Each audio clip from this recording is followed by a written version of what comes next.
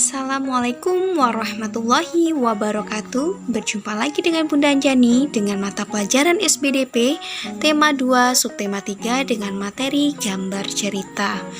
Before we start study, let's say basmalah. Bismillahirrahmanirrahim. Gambar cerita adalah cerita yang ditampilkan dengan menggunakan gambar. Hampir sama dengan komik kemarin ya, tetapi bedanya di sini adalah gambarnya menggunakan ilustrasi. Suatu gambar yang mendukung isi cerita tersebut berfungsi untuk menjelaskan isi dari alur cerita tersebut. Contoh cerita bergambar biasanya terdapat pada buku cerita anak, cerita pendek, dan komik. Unsur-unsur cerita bergambar. Yang pertama, terdapat panel atau kotak yang berisi ilustrasi dan teks yang tersusun menjadi sebuah cerita.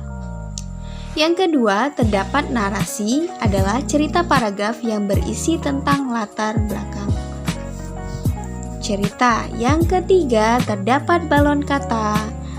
Balon kata adalah tempat untuk meletakkan dialog atau narasi.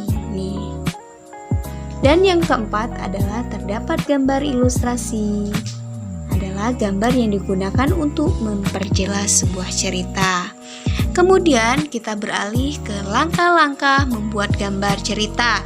Yang pertama, menentukan tema atau gagasan ilustrasi yang akan kita buat. Kedua, menentukan objek yang akan digambar, misalnya siapa saja tokohnya, bagaimana suasananya, dan apa saja yang akan digambar. Yang ketiga, membuat sketsa menggunakan pensil. Dan yang keempat adalah memberi warna, bisa dengan menggunakan spidol, krayon, dan lain-lain. Itulah tadi penjelasan tentang gambar cerita. Semoga bermanfaat anak-anak Bunda. Alhamdulillah. Alhamdulillahirrabbilalamin. Wassalamualaikum warahmatullahi wabarakatuh.